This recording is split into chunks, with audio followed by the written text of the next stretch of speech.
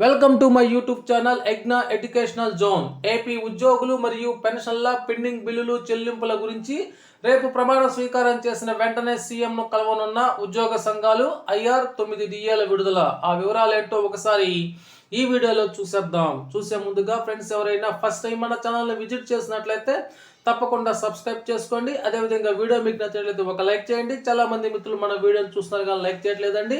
దయచేసి లైక్ చేయండి, తద్వారా మన వీడియో మరికొంతమంది మన మిత్రులు చేరడానికైతే అవకాశం ఉంటుంది. ఇక విషయానికి వచ్చినట్లయితే, పెన్షన్లకు సంబంధించిన commutation value of pension recovery 15 సంవత్సరాల బదులుగా 12 సంవత్సరాలు మాత్రమే రికవరీ చేసుకునే విధానం ఇప్పటికే కొన్ని రాష్ట్రాల్లో అమలు జరుగుతున్నందున కొత్త ప్రభుత్వం వద్ద ఈ సమస్యకు పరిష్కారం కోసం సీఎంను కలవాలనే ఆలోచనలో పెన్షన్ల సంఘాలు. అదేవిధంగా పలు డిమాండ్ల మీద వినతి పత్రం సమర్పించడానికి రేపు సీఎంతో చర్చకి ఉద్యోగ సంఘాలు అనేటువంటి మరో సబ్ టైటిల్తో ఉన్న న్యూస్ను చూస్తున్నాం.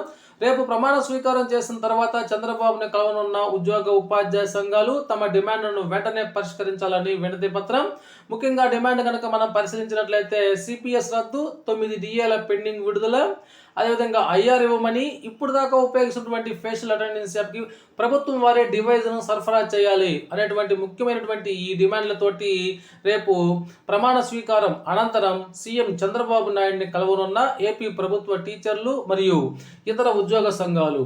సో ఈ విధంగా అయితే ఏపీ ఉద్యోగ సంఘాలు మరియు ప్రభుత్వ టీచర్లు అయితే రేపు ప్రమాణ స్వీకారం చేసిన వెంటనే తమ డిమాండ్ల సాధన కోసం చంద్రబాబుని కలుస్తున్నారు. ఓకే ఫ్రెండ్స్, ఇది సమాచారం. మీకు నచ్చినట్లయితే ఒక లైక్ చేయండి.